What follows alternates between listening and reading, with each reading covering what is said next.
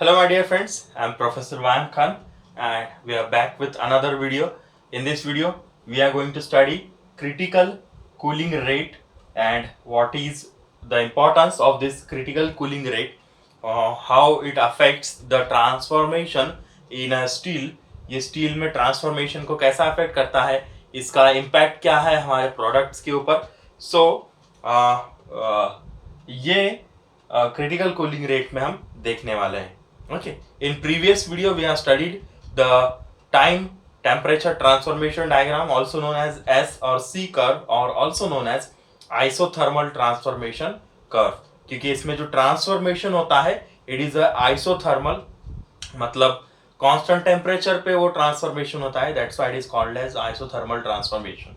Okay, now whenever we say cooling rate अगर हम बात करते हैं हीट ट्रीटमेंट में या हमारे मेटलर्जी में, so what do you mean by cooling rate? It is a rate at which temperature, जो भी टेम्परेचर है, इट डिक्रीजेस. रेट एट विच मतलब किस स्पीड से, किस रेट से हम क्या कर रहे हैं, हमारा टेम्परेचर को डिक्रीज कर रहे हैं. Okay, so it is a rate at which temperature decreases with respect to time के साथ में टेम्परेचर कितना फास्ट डिक्रीज हो रहा है, कितना स्लो डिक्रीज हो रहा है, ये हमको देखने मिलता है कूलिंग रेट से. It is seen with the help of cooling rate. Okay, now जब मैं बोलता हूं फास्टर कूलिंग हो रहा है, so that means it's cooling rate is fast. Cooling rate ज्यादा है, मतलब जल्दी क्या हो रहा है, टेम्परेचर कम हो रहा है. दैट मीन्स कूलिंग इज जो temperature it is decreasing with respect to time, but it is at a faster rate. जब मैं बोलता हूं कूलिंग रेट कम है, मतलब कूलिंग रेट कम होना मतलब क्या, कि टेम्परेचर कम स्पीड से डिक्रीज हो रहा है. सी, हमको टेम्परेचर ज्यादा स्पीड से डिक्रीज करना और कम स्पीड से डिक्रीज करना, ये समझ में आना चाहिए. So faster cooling rate means temperature is decreasing very rapidly. Slower cooling rate और lower cooling rate means temperature is decreasing at a moderate और कम स्पीड से वो डिक्रीज हो रहा है. Okay, now what do you mean by critical cooling rate? What is the meaning of critical cooling rate? It means rate at which or the rate which just bypasses the nose of the IT curve. ये जो diagram आप देख रहे हैं, this is nothing but your triple T diagram. Okay, या जिसको हम IT diagram या S और C कर्व भी बोलते हैं. सो इस C कर्व के नोड्स को, मतलब मैंने आपको बताया था, ये जो मोटा मोटा सा पोर्शन दिख रहा है, okay, so this portion is nothing but nose of IT curve. So जो कूलिंग रेट इस नोज के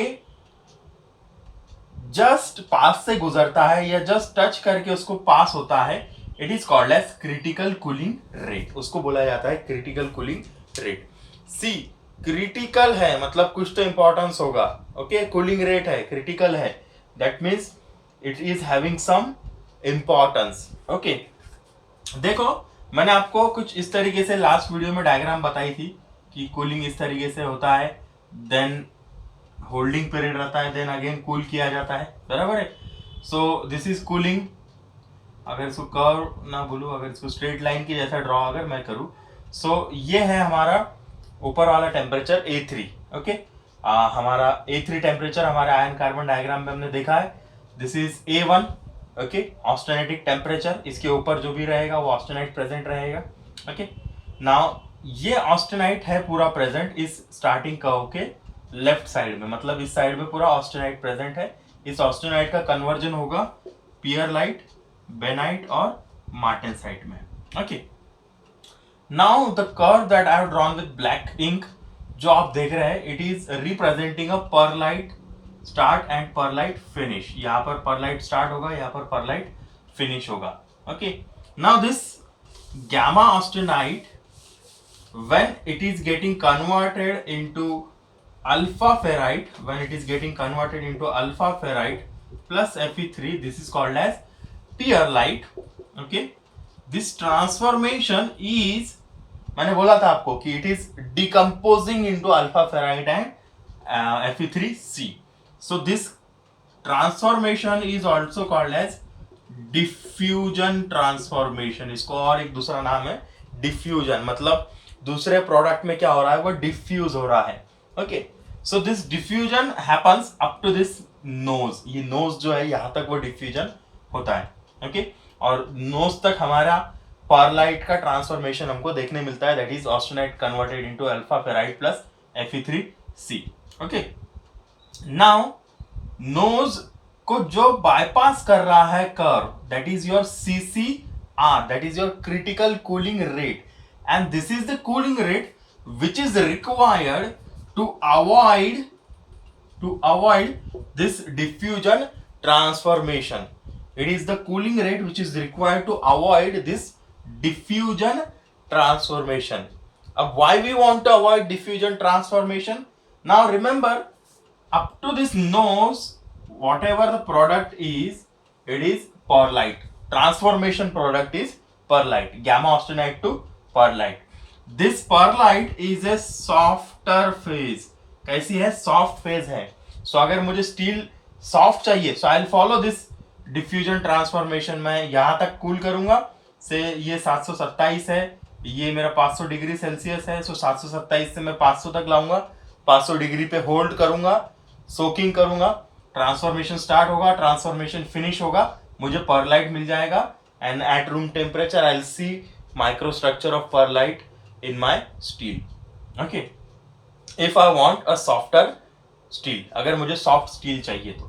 But if I want a little bit harder steel, then I have to follow this critical cooling rate. It is the minimum cooling rate required to transform gamma austenite into martensite.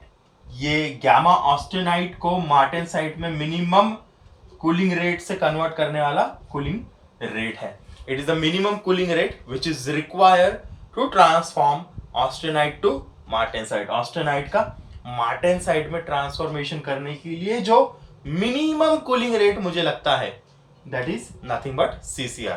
अब इससे इस side में जो भी cooling rate रहेगा, that is going to get convert this gamma austenite into martensite. अगर इस तरीके का है या इस तरीके का कूलिंग रेट है, so obviously this is avoiding totally nose को टोटली अवॉइड कर रहा है. सो ये दोनों भी कूलिंग रेट से, ये दोनों भी कूलिंग के स्पीड से मुझे जो प्रोडक्ट मिलेगा that will be martensite.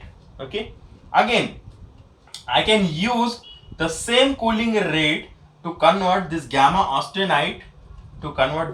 austenite into bainite. How, कैसे मैं कर सकता हूं?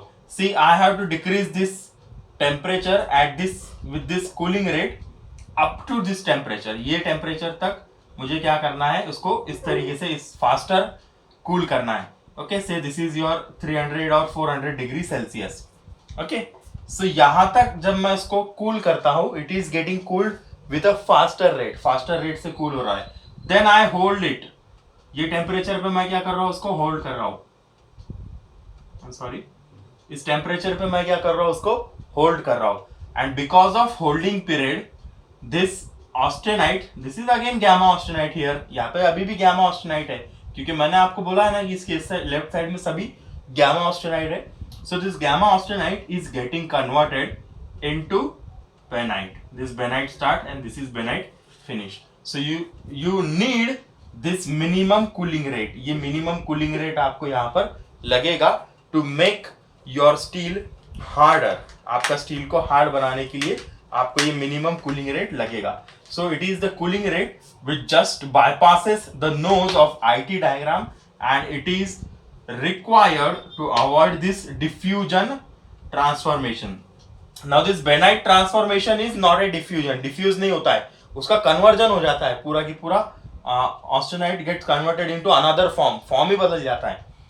Here martensite, it is also not a diffusion. Diffuse नहीं हो रहा है, दो प्रोडक्ट नहीं बन रहे उससे, वही प्रोडक्ट का फॉर्म चेंज हो रहा है. एक ही प्रोडक्ट है, उसका फॉर्म क्या हो रहा है, चेंज हो रहा है. बट यहाँ पर एक प्रोडक्ट है, एक प्रोडक्ट से दो अलग प्रोडक्ट प्रोड्यूस हो रहे हैं. So this is your diffusion.